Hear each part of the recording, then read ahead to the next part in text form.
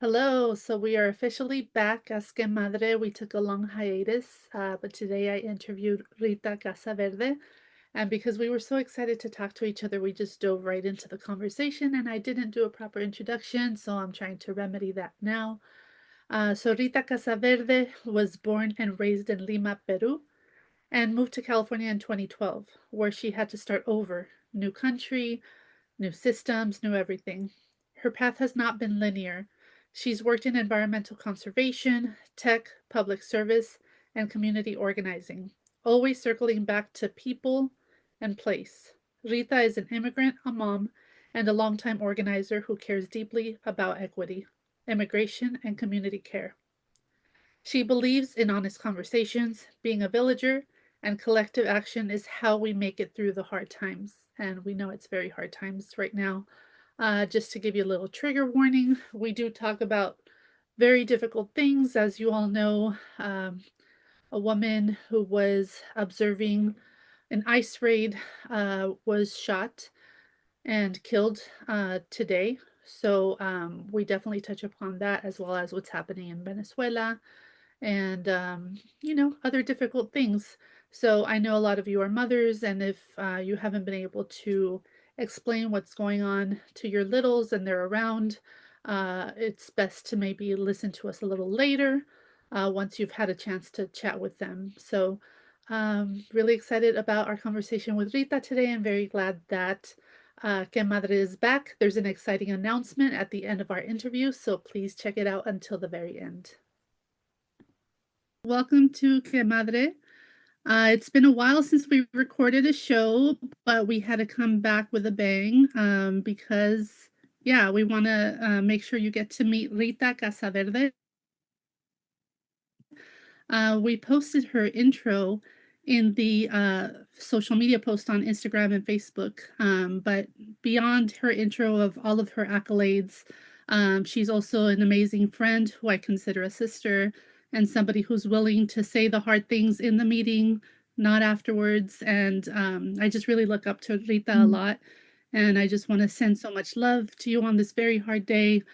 Uh, do you want to start with the hard stuff or some just like intro stuff just to ease into it? I'm super bad with chit chat, so I don't even know how I would do that. But I have so much love for you too, Ana Rosa, and thank you so much for your words. But yeah, like I was saying when I jumped on the Zoom, yeah, I'm still processing the news coming out of Minneapolis. We know that a mother of little one, was recently shot by ICE multiple times, lethal shots, and she passed. This was during an ICE raid in Minneapolis, I believe, and it's one of the many that we have seen across the country and that we have seen here in our backyards too. So it's it's been a lot. My husband came back from work early and he was saying it was 37-year-old woman with a kid, like attending one of the raids to Like it could protect have our been us, neighbors. right? It could have been us. It could, Because yeah. I know both of us have done this kind of work and are currently still involved in this kind of work. So it just kind of brings home the gravity, right? Of like every time we leave and try to provide response on site, we don't know if we'll be able to come back to our families. And even though I Mhm. had that feeling before, this is proof that that feeling is validated. And at the Mhm. same time, it doesn't make me scared. Is that weird? Like it only makes me that much more committed to like do this because they cannot think that they can stop us. Like we can't stop defending our communities no matter what they do, you know? Um but it's okay if this is feeling heavy for folks to like pause and, reflect on everything because it's not only here in our backyard, but it's also abroad, right? We just saw what happened to Venezuela with this illegal action of our president, so-called president, because I will never claim him. um, But the fact that he was able to do that, regardless of what you think about Maduro, he that sets a very dangerous precedent, right? Mhm. To be able to start with Venezuela, and he probably has his sights set on some other places in Latin America that he wants to pillage for the resources, because we know this is not about him giving a crap about the democracy of Venezuela at all. We know that Yeah, this is no. about oil, and he himself has said it. He's not even trying to hide what his motives are. So you Yeah, being from Peru, which is just very close, like how does this hit you? Peru has actually been one of the countries in South America that has received the most amount of Venezuelan refugees. So our communities in Peru are extremely impacted by what Venezuela has been dealing with for now decades. And we have to remember that the reason why so many countries have gotten to levels where people have to flee their own countries, their own lands, their families, everything they know. It's because of US sanctions. It's because of US intervention. It might not be through bombing or through abducting the president like they've done now, but it has been through boycotts and sanctions, which they do often, and it's just one way type of abuse. It's really sad to see that there is no loud support from like a European Union, for example, that you would think will come out and force and say, this is not how international law works. And but we have not seen that. And it just brings me back to another hard topic that I know we've talked about personally about a lot. And it's just Palestine, right? Like for a couple of years, we've been saying, how is the international community not acting? And it's just one more of those scenarios where I think the entire world was tested with Gaza, and now there is this amount of power that certain nations or states are feeling entitled to and think that they can just do anything. And I'm really actually proud of Latin America. I know there's a lot of people that have clapped and celebrated outside Venezuela, because most of the celebrations have been seen from outside Venezuela. But I'm really proud of the response overall in Latin America. Everyone just called it out immediately. This is imperialism. This is intervention. We are able to do that because in Latin America, so many of our countries, we talk about politics at the kitchen table. We do that every day. We talk about elections. Elections are important to us. Our democracies are important to us. Our sovereignty is important to us. So I'm really proud about the Latin American response. But still, there are leaders in place right now that are concerning. The US response has been pathetic, though, in comparison, to be honest. And you hear this notion of progressive except Palestine, all the PEPs. Like, I didn't realize how many PEPs there were everywhere, especially on the Central Coast. I talked on a previous episode about losing my job because of my activism on Palestine. I know your job has been threatened because of the same thing.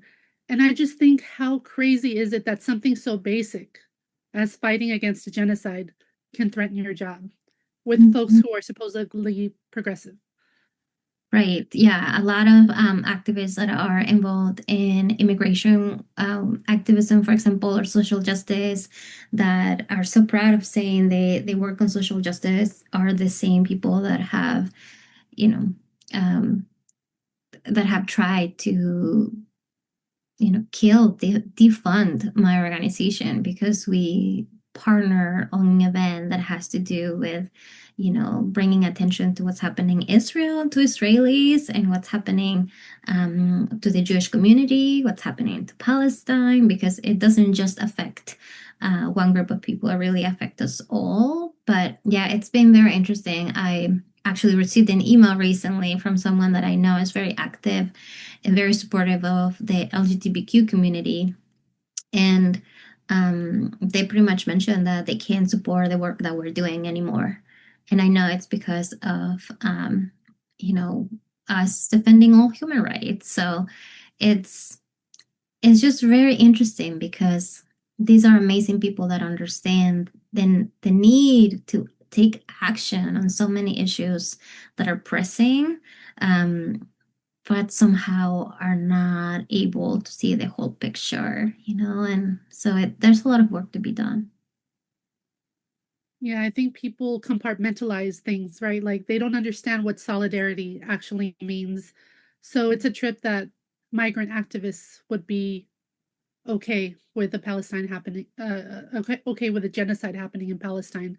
And Mm. if you look at Latinos and Palestinians, we have very similar features. Like, I could probably be confused as a Palestinian if I was somewhere else. Same with you. Like, I feel like even just with that, you can see that we are connected, and you even look at our language, Spanish. There's a lot of Arabic words in our language, like Right. ojalá, right? It's like to in all praise to Allah. So it's just funny that Really, people I are didn't so know. disconnected. Hmm. Hmm. Or like Yeah, it's and actually there is some if Allah wants, connection. if Allah wants. Yeah.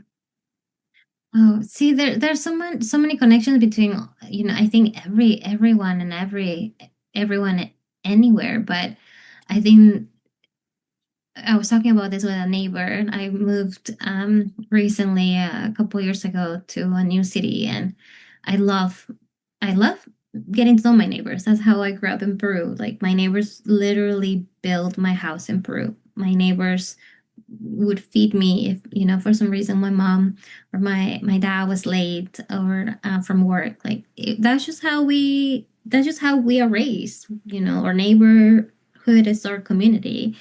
um, Mhm. there's no need for explanation on it. That's just what you're born into. And so I moved here and I got to meet my neighbors, and they got to meet each other through me. I realized people that had like been living across from each other for over 20 years, they had never talked to each other. They didn't know who they were. And I was talking to this neighbor because she was telling me that she likes going to Latin America often because of that feeling of connection. And I think it's that feeling of connection that has been stolen from American society, and I check myself when I say American because America is really big, and I'm from South America, which is America. But I Yes. think it's been stolen from the United States citizens, or United States born people, and that feeling of connection is so so important. I think there would be a lot of things that would not be happening in this country right now if we had fostered that feeling of connection, in all of our communities, right? And that's why I think the solidarity shown, by the people in Latin America and the way that they were able to read what was happening very quickly, has happened so strongly because we have that, um, in our veins. That's how we are raised. So yeah, it just sucks that a lot of times, at least for my work, I feel like I have to define what community means, what solidarity means, and it sucks for everyone else because that means that they don't know it, they have not seen it, and that must suck. That must suck a lot. I think you're pointing to something that is a very clear disconnect in this United States of America versus the rest of America, Latin America, South America is, yeah, it's completely different. When I go to Mexico and I visit my family, my cousins, my tias, my tios, they all know their neighbors. Like they all know their neighbors. And I remember with my Nina, who I'm named after, um, the last time I visited her, which was a very long time ago because I haven't been in Mexico in a while, but she picked me up at my grandma's house because I was staying at my grandma's house that is unfortunately now sold. But she came with her bag of the different kind of fruits that she grows in her house. And then we were going to go walk to El Mercado, which was just a few blocks away. But on the way, we made several stops so that she could say hi to different neighbors and to give them the fruit from her house. And then they gave her the fruit from their house. And everybody had different things, right? Like there was a house that had Mhm. aguacates, there's a house that had figs, there's a house that had guayabas. And it's just like so sad that here I literally only know a few neighbors. Um, and that's because other neighbors in this area have made me feel so unwelcome. The neighborhood Mm, that I live in is a predominantly white part of Oxnard.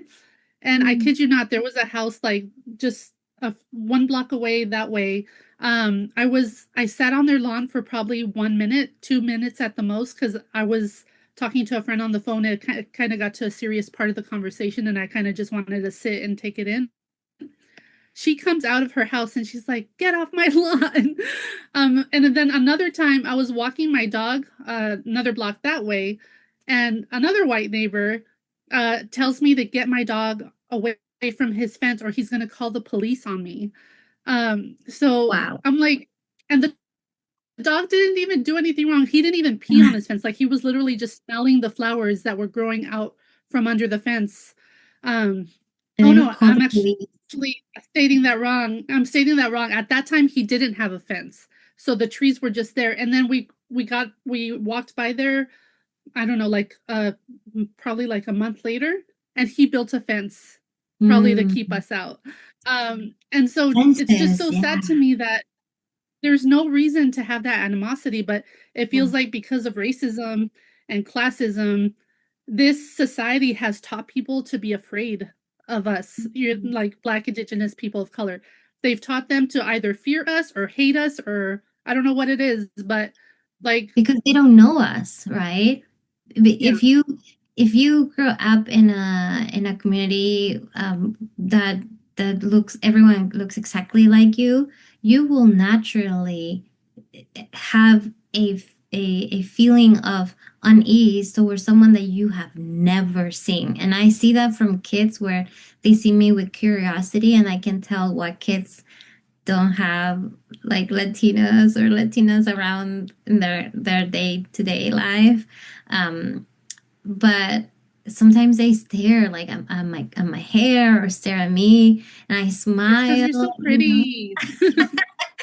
But I know like these when these blonde kids like look at me, like I'm like, okay, there's a little bit more than just, looking at me. And I think the problem is though that there's has been so much propaganda that has been shared against minority groups, and that is, racially, but also gender wise. Right now we have a real threat on our trans community and or LGBTQ community as a whole, but specifically on our trans community. And it just sucks that all of this rhetoric and hate towards all these minorities are just the hate is just increasing at exponentially, and we're seeing the violence happen at the same time. And as a mom, I sometimes feel like I have to bottle so much of that up just to provide that childhood to my kids, that they deserve.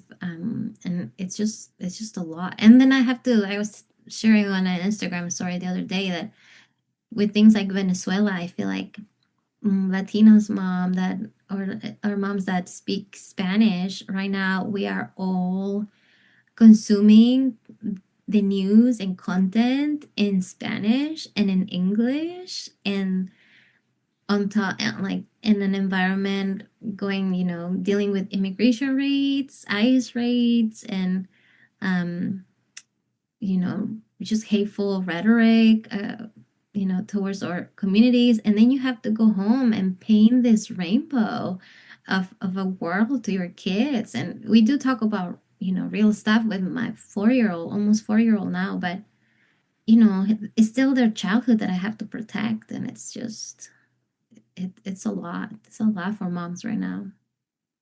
Yeah, How it's are you definitely a hard dealing? balance How are to you dealing with strike. it? Yeah, no, I was gonna say I'm struggling myself because my daughter is 10 and a half, so she hasn't hit teenage years technically, but she definitely is kind of getting to that territory. Um, and even though it was my best intentions to like expose her actually to a lot of things because I want her to be prepared when she faces different things in her life. Like I would estimate she's probably been with me to 200 protests Hmm. in her lifetime. And I was really proud of that. And I still am very proud of it, but it could be too much. Like she was saying that the world just feels really overwhelming. Mm. And she's been talking about how she wants to move to Canada. Mm. Um, and so it's hard because, you know, like I really was proud of the fact that my father from a young age taught me to always read the newspaper like every day to know what's going on in your world. So I kind of took that approach with her, and I think maybe I overdid it at different times, Mm. and so with everything happening right now with Trump, it's like kind of feels like there's no way to bottle it up because there's so much of it happening Right. on a daily basis. Like just as we're reeling from what happened in Venezuela, now we're dealing with this thing that just happened in Minnesota. And it's like the hits don't stop. So we don't even get a chance to breathe and like reassess, okay, how do I want to mindfully integrate this, right? As a parent, as a lesson. Right. Um, And so Yeah. I think, maybe you have some wisdom not only as a mom, but also in your role as executive director of Diversity Collective. Do you have any words of wisdom around building community in these very hateful times? I think for moms, I think we're all doing the best we can. Who knows if, I think there's a lot of privilege that my Oh, family and I said holds. Diversity Collective, but I meant Diversity Coalition. Sorry about that. I I know, always don't get worry those about two organizations confused. don't worry about it. I think there's a lot of privilege that my family holds, that we are able to shelter our kids from I mean my 4 year old, right? And because my 6 month old, he's just following his brother at this point. He doesn't know anything else. But I think the fact that I don't have to tell my kid, um,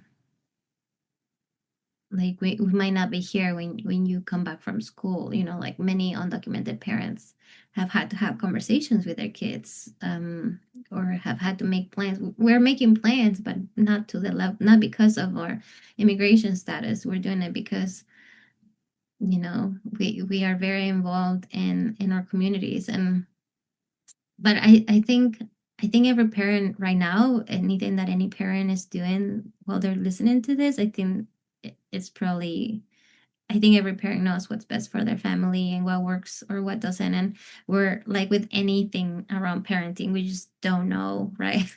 We're not gonna know. We're gonna screw our kids up in one way or another, and we're not gonna find out till they're in their 30s and open up to us and tell us how we screwed them.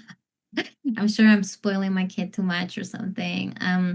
But I think it's felt really heavy to be like the executive director of a nonprofit working on DEI for the last year. And um it's been validated, like you mentioned earlier, all the fears, all the heaviness of the work, I think has been validated this year, but it still doesn't take the heaviness out of it. It's never been easy to do DEI work in this country. Um, and it's even harder now. But I agree with you. I think if anything, some some veils had to come down, I think, to the overall United States society, and realize what is it that it's really happening, how those systems are being used against United States citizens at this point, right? Not just directly like today's shooting, but indirectly as well, because we all lose so much when one of our neighbors is taken. Like our community loses so much. It's Yeah, and sadly, I don't think it's gonna get better for a while. And so as a mom, I'm really thankful that I have a 6 month old that has pulled my attention, fully. There's absolutely no option when they're home. I have no option than to pay full attention to them. And it's honestly being such a blessing to be able to escape for a few hours, during their bedtime and dinner. And um, yeah, so yeah, they've been a huge blessing for sure. Your kids are such bundles of joy. They're just like radiate sunshine.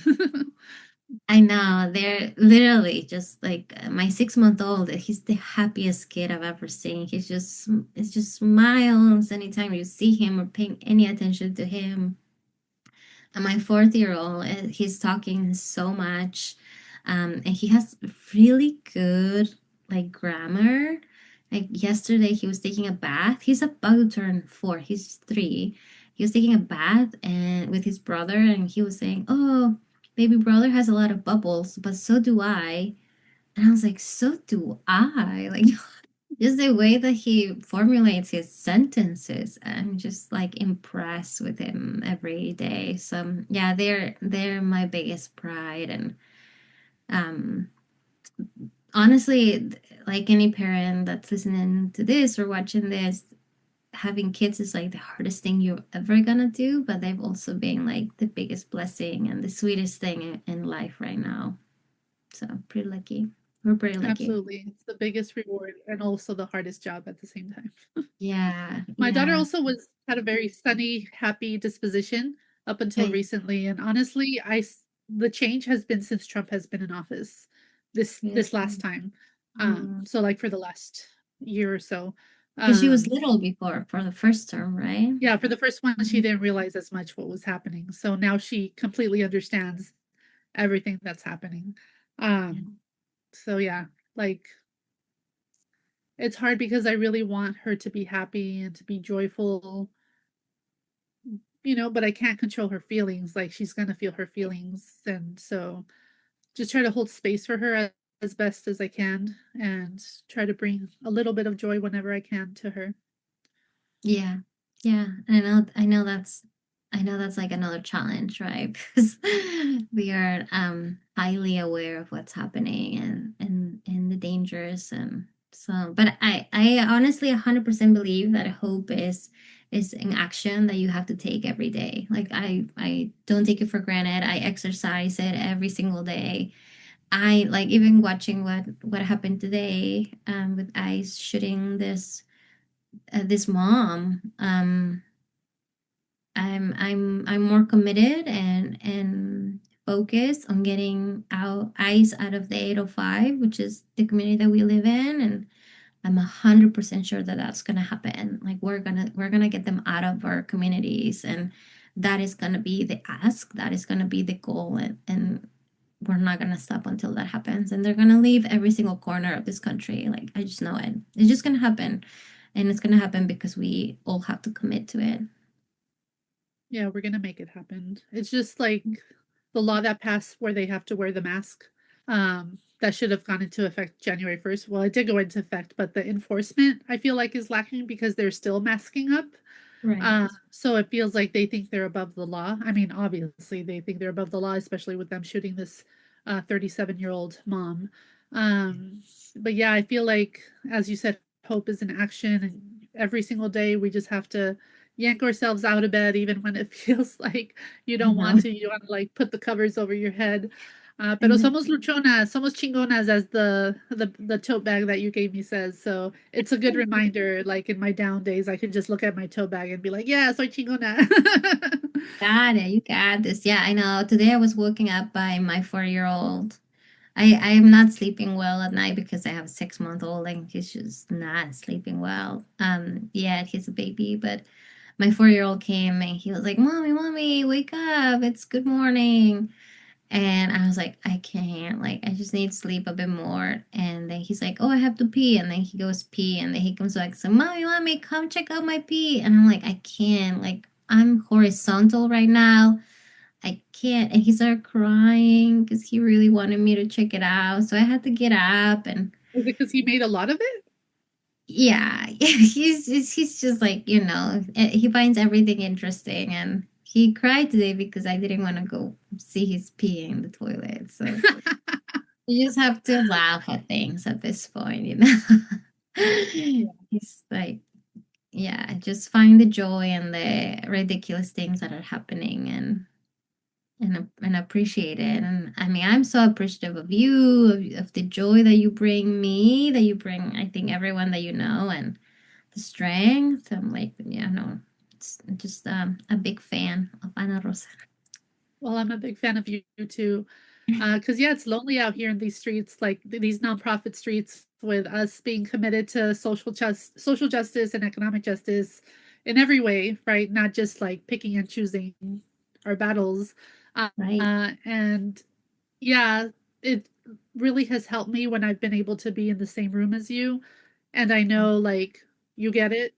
So it's, I'm not going to be at least the only one, even if there's only at least one other person that gets it in the room that helps. I Because know. sometimes I feel like I've gotten used to being the angry Latina in the room, the angry Chicana in the room. Um, and it's totally fine. I'm willing to continue to be that, but it just helps to have other folks who are also speaking up and doing the right thing, no Yeah. matter the consequences. So Yeah. just wanted to say thank you for being you, for being, chingona. Is there another word that Peruvians use other than chingona? No, and honestly, I've thought about this a lot. I don't think we have a strong culture in Peru of valuing and high uplifting our women. We don't have it in music. We don't have it in like TV. It's really hard to find like, feminist even though we do. I mean, you look at the leaders of every movement in Peru and there's, a strong woman there, but we just don't have it as strong as a culture. I don't think we don't have the language for it. Yeah, and Spanish. I'm sure maybe in Quechua, which That's is interesting. Why do you think that is? Because that's not true in all of Latin America.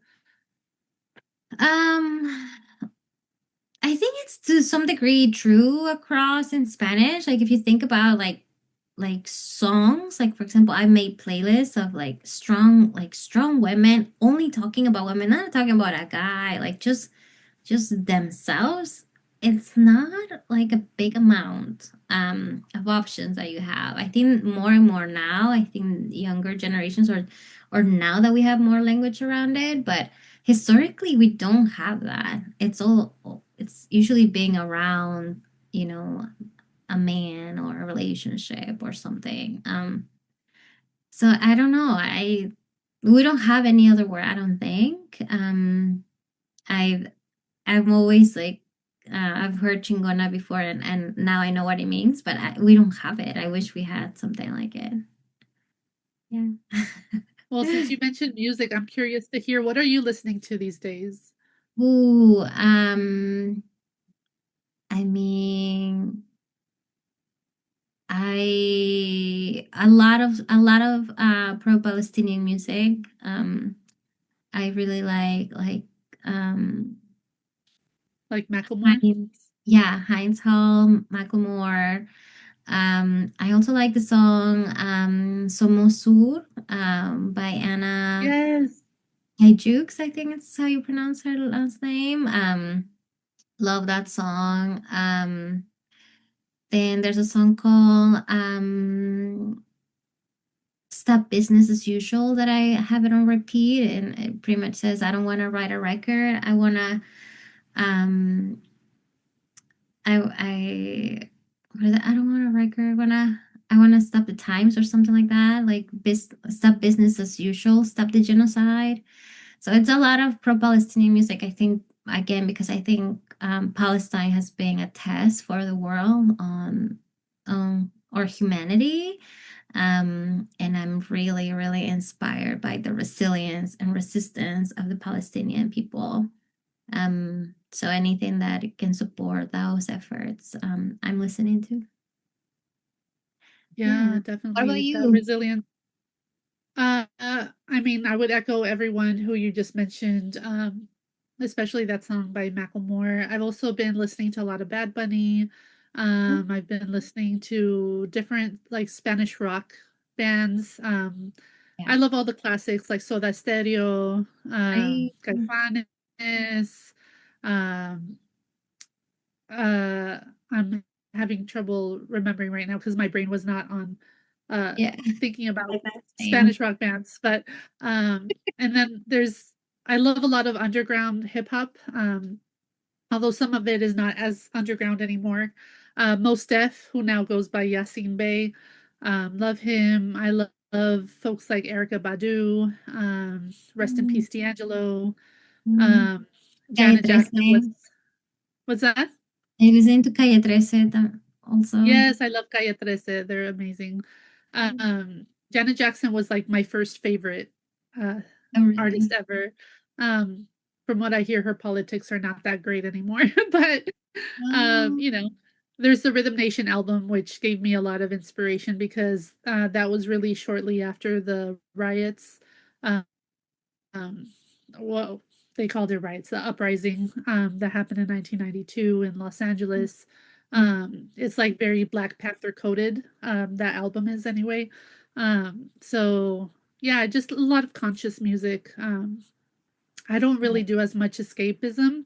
You know, I feel like some mm, people just need to listen to something completely unrelated to yeah, politics in order to like detach. But I guess I worry about that because I feel like I could go down that road. However, um, I know that there's a danger to that because I feel like sometimes it could become so comfortable yeah, that you don't feel the responsibility to watch and listen to all of these very important things that are happening because the minimum that we can do is witness what's happening, right, right? right, To turn away and to pretend like it's not happening is the right, biggest disservice because we're mothers. So we have a huge responsibility to not only the next generation, but the next 7 generations. You know, right. those of us who have indigenous blood in us, we know that that's the teaching, right? So I try to not delve into that as much. But you know, I do have to give myself breaks sometimes. I Oh feel no, like sometimes. I watch some shows like the Kardashians. Like I watch the Kardashians. Oh, you do? Oh yeah, I do. Sometimes I just need something where I don't have to think about my life. I can think about someone else's, completely ridiculous, expensive, wealthy life that I don't have any, sentiments around, and I just need that in the background.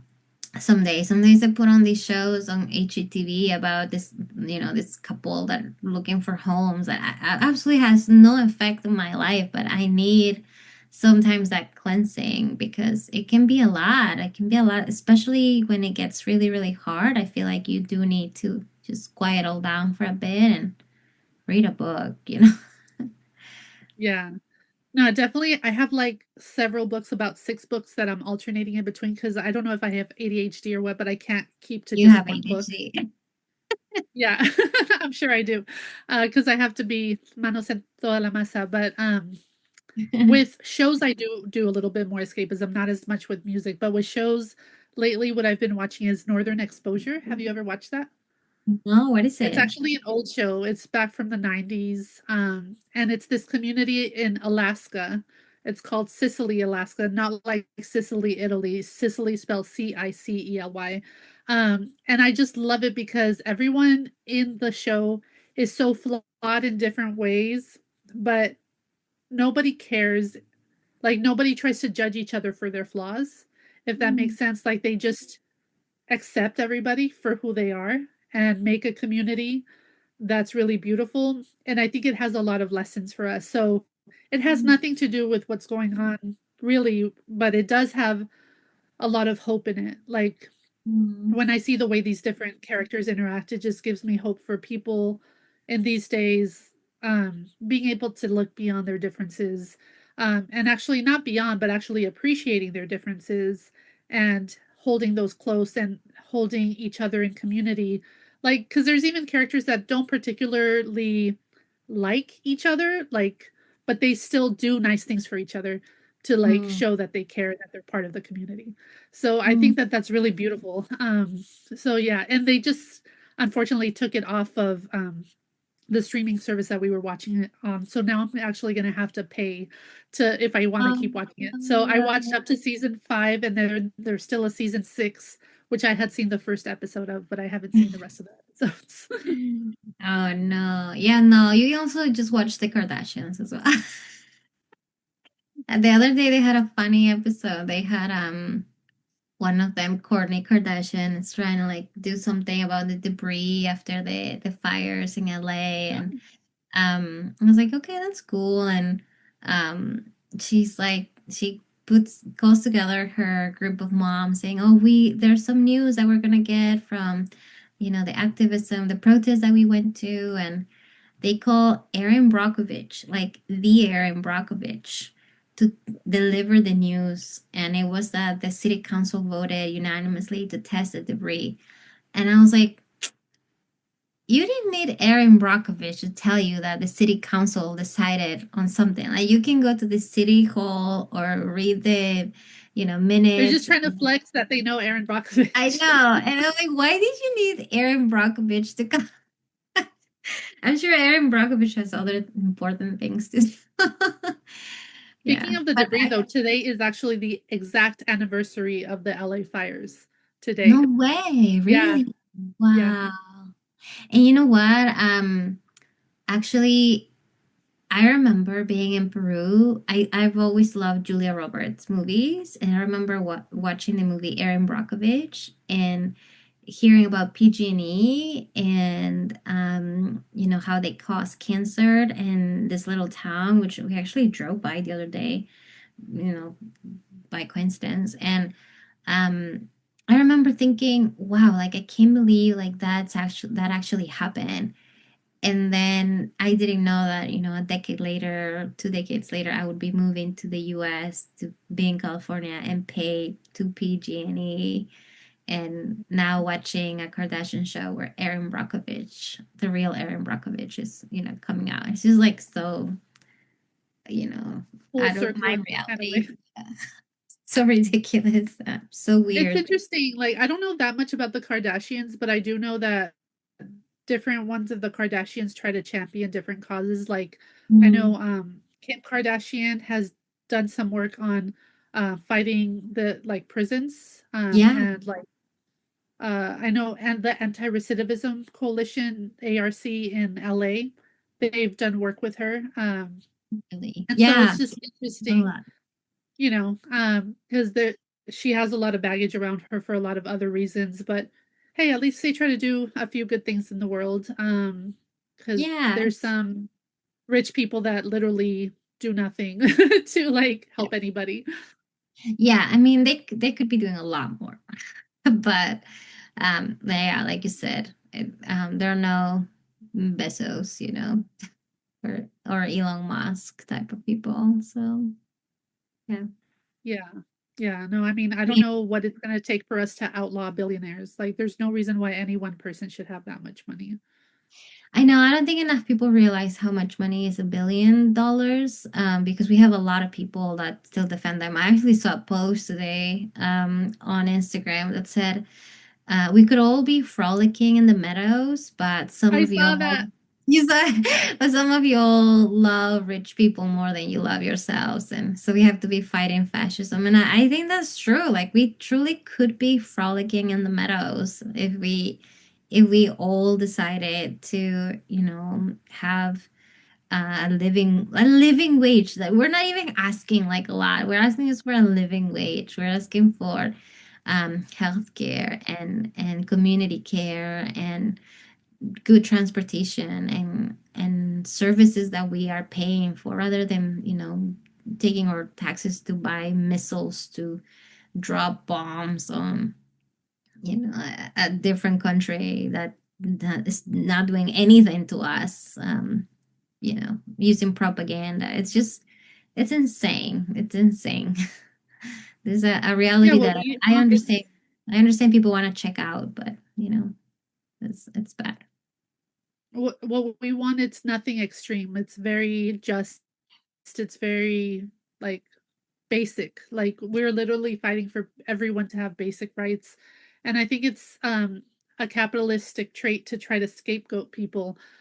So, working class people will like try to talk crap about homeless people, not realizing that they're literally one paycheck away from also being homeless, Mhm. And so I think it's so crazy the way that the US American psyche works around scapegoating homeless people, scapegoating immigrants, when they don't realize, like, if there were no immigrants, you would have nothing to eat at all.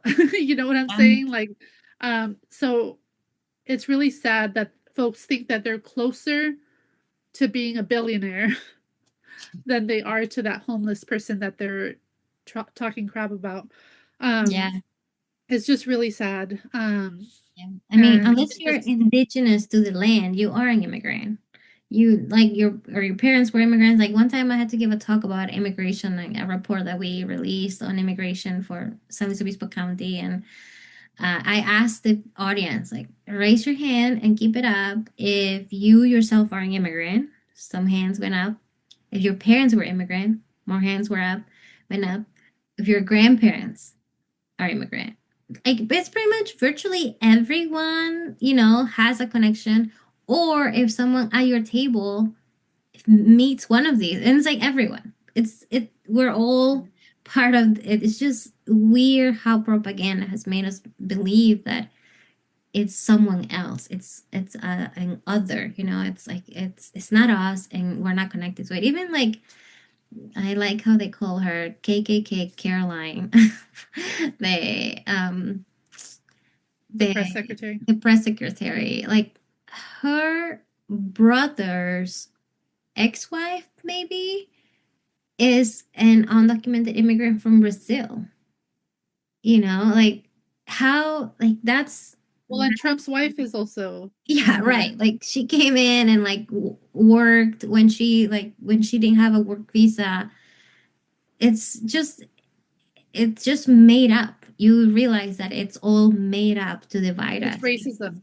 Yeah, It's really we all racism cloaked under an anti-immigrant lens, right? And right I think and that a lot of times Black people are forgotten about in this discussion.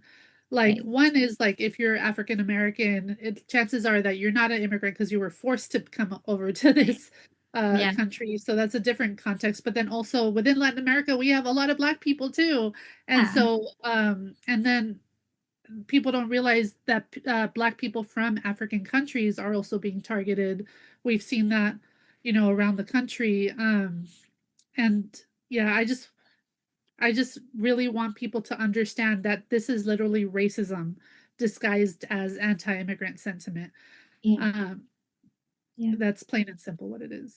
Yeah, It's not it's, an it's just accident. it's just a control. It's like for a certain demographic that it's like if you're male, white, Christian, rich, then you will be able to stay in control. Everyone else, which is virtually everybody else, you don't get the same power. Even the women that are supporting this, like they are very explicitly targeting, right? Like we have seen it in the past in Republican national conventions, like actively campaigning towards taking women's right to vote away. So I think there are people in power that just want to stay in power, and the only way to do that is using those billions of dollars that they have accumulated and driving policy, which is a racist, sexist, classist policy. And yeah, it happens across the aisle, right? Like happens with Democrats, happens with Republicans. Like it's more of a matter of the privilege that so many people are holding and want to keep holding on to. Yeah. But Anything else besides music and Kardashians that's keeping you sane right now? The babies. the babies are most of it. Food, I love food. Thank you My for the husband. delicious dinner you made me, by the way. Oh, it was not my best. It was not I it was not my best. And we just people just ate the food that was for you before you arrived. So I had to come up with something. But I love cooking and I love eating. I love going to eat and I love just making like a dinner for my family on like a Sunday. Like that's just my favorite thing. Just give me I want to do the 3 hour, 4 hour, half a day type of cooking. I love Like that. Thanksgiving, it's like I'll do it any year and any month. Like I'll do a whole dinner of um I just use any type of holiday or any day to just make food for my family and friends. So just give me an excuse and I will make food for you. I love cooking. I love nurturing, like taking care of people that way. I'm not the hugger. I hug people a lot, probably more than most people around me, but I am not like that type of physical care. I will feed you, and I will ask to make sure that you're okay. That's kind of like how I take care of people. So I do that. A You're lot also of a very thoughtful gift giver. Oh, thank you. I try.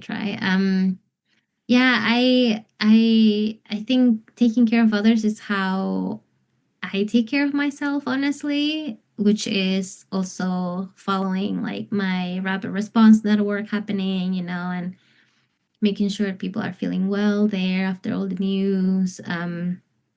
Checking in on volunteers, so people that work with me, um, because I know they're doing the work for a reason, right? And they all feel that heaviness too. So checking in, honestly, talking to people that I know, like I saw a neighbor. She lives by herself. She's elderly. She can't really move much, and just giving her the minutes that I don't have, right? In a day that it's extremely busy, just listening and talking, pretending like I have absolutely nothing else to do.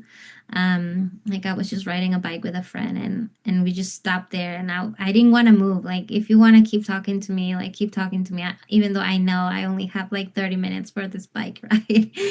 um, but that's what I do. But yeah, the Kardashians also help a lot just to take me out of my reality. Yeah, and they're funny too. So Well, I saw this meme that said, I love women because they're either thinking about revolution or skincare. And I've been meaning to ask you because you have flawless skin. What is your skincare routine? Dude, I don't even wash my face most days What? now. Yeah, with no, I know nothing about skincare, which might You're just just be naturally because beautiful, is what you're saying. no, I'm sure there's like some level of filter here on Zoom that it's not catching up everything, but No, I mean, when I saw you in person, like your skin is so perfect. Like, what does she do? my husband says the same thing. He's always like, "Oh my gosh, your skin is so flawless." And I'm like, and I see all the flaws, but no, I don't do anything, and that might just be it. Like, don't touch, like, don't put anything, like, no chemicals. I don't do makeup. I don't do anything. Not because I don't like it. I actually like it when I do. I try to surprise people that, I can do something here. But I just don't, nowadays, I don't have the time, but also I don't know how to do it. So, I don't know.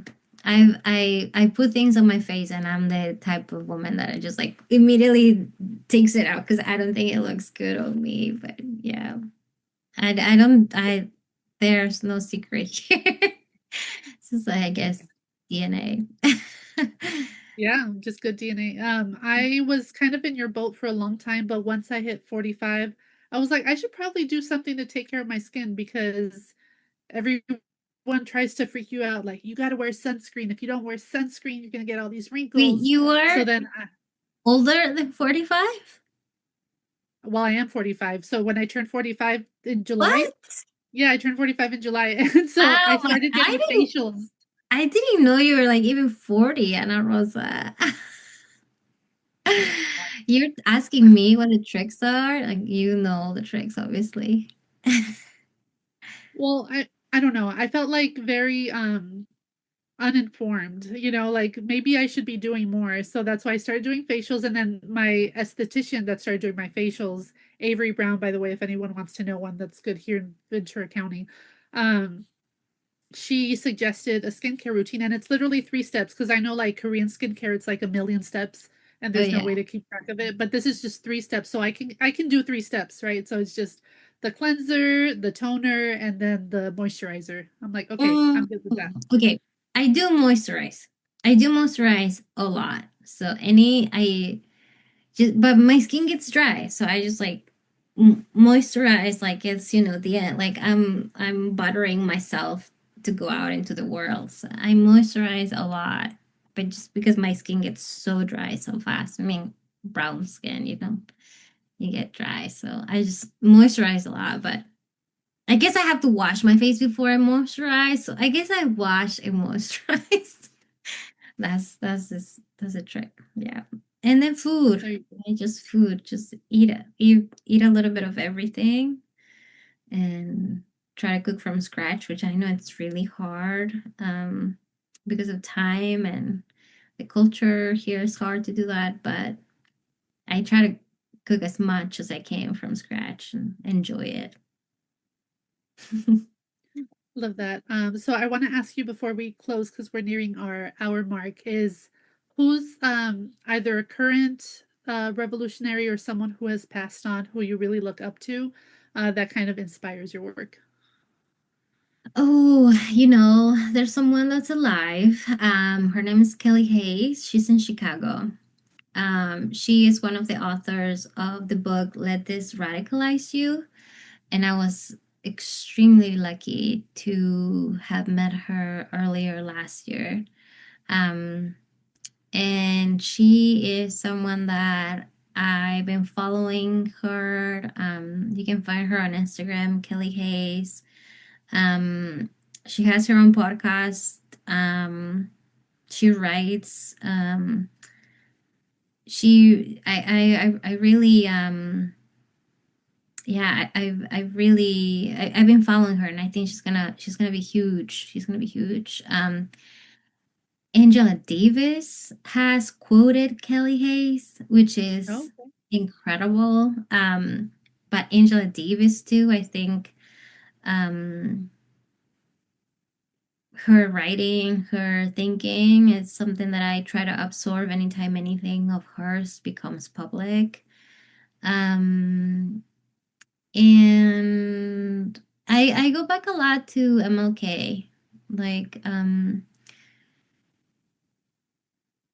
so sad that so many of his words are still so relevant, and his thinking, and yeah, I follow them a lot. There's a lot of Peruvian revolutionaries too that I bring in spirit, and I know the history of but like I named my baby, his name is Nico Amaru after Tupac Amaru, the Tupac Amaru. revolutionary. Yeah. And yeah, I just I have a lot of it. I use a lot of inspiration. If anything, that's something that I do a lot of, do more than watching the Kardashians.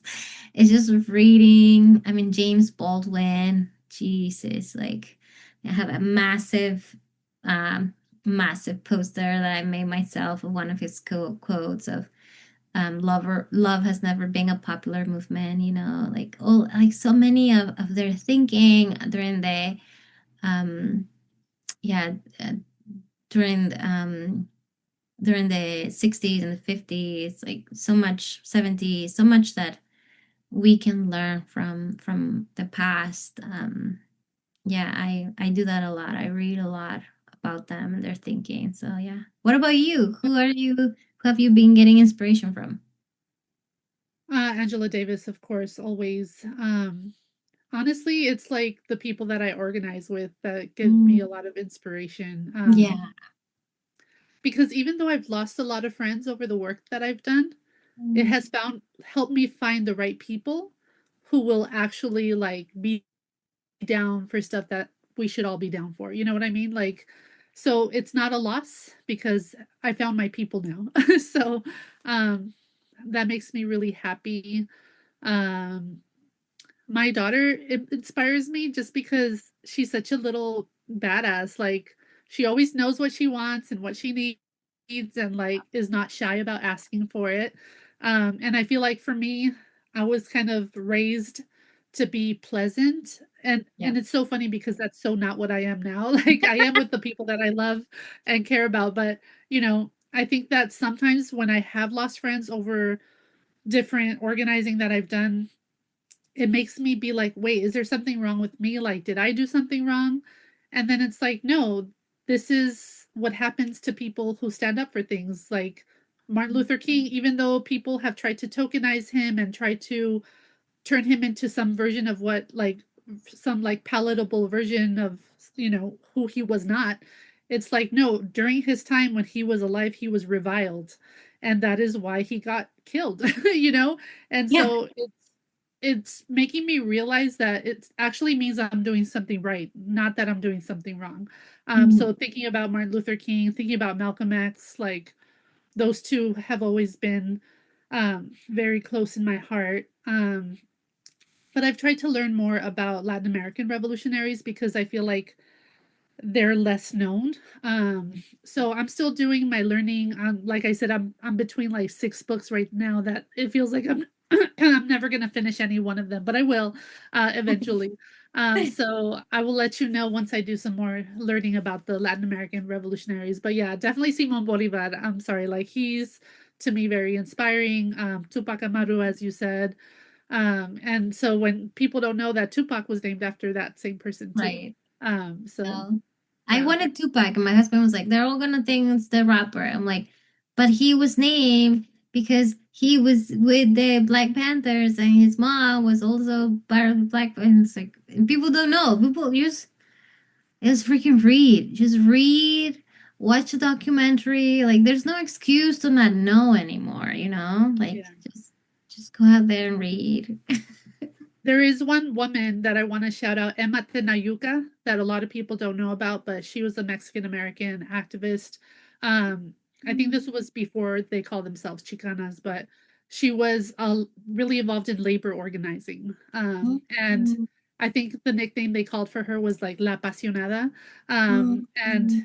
you know, it's just funny because they always call us like hot blooded Latin Americans. And I don't know, it's just I feel like that gets sexualized very much, Yeah. and she was actually sexualized very much, but um, I don't know. I try to also have a healthier image of sexuality than I was taught to grow up with, and that's something that is also a learning and a evolving process for me. Um, but I just want to be my full self, no matter what room I go into. I don't Yeah. wanna, like, dim my light, because I'm worried about what people are gonna say or do.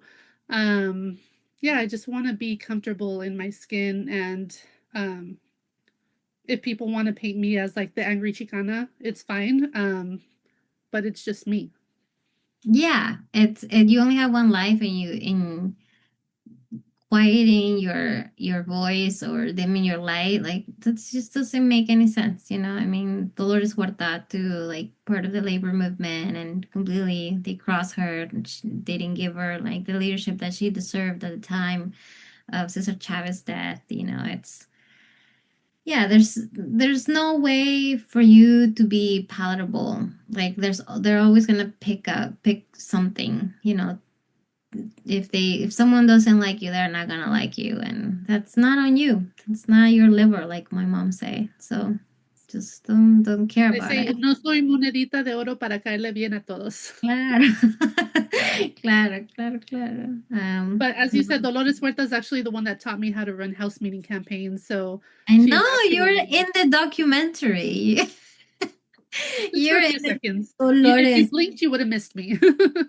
are in the documentary, which is insane. Yeah, no. I think there's a lot of and that's the other thing, right? It's like now that we're learning more, I think at least I'm learning more. It's like a lot of people that were at some point called terrorists or like just going against the system that were not highlighted or celebrated by history really were just people defending their own resources, and defending their own people, and standing up to systems of power and fighting the status quo. So yeah, there's a lot of history, especially Latin America history, that needs to be rewritten. So yeah, a lot of Well, reading. just bringing it back to what we were talking about in the beginning, speaking of people being called terrorists, that's what Christy Nome is talking about and saying regarding the person that got shot and killed today.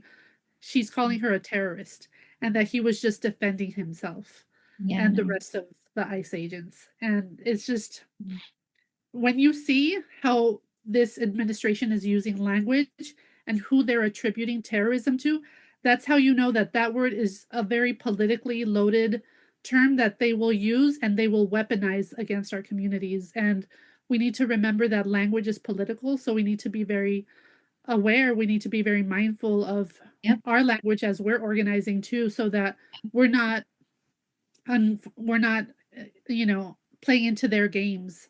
We need Yeah, to have our perpetuating. own strengths, strong sense of identity. Yeah. And I think that that's something that you bring to the movement too, like the sense of like, aquí estamos y no nos vamos.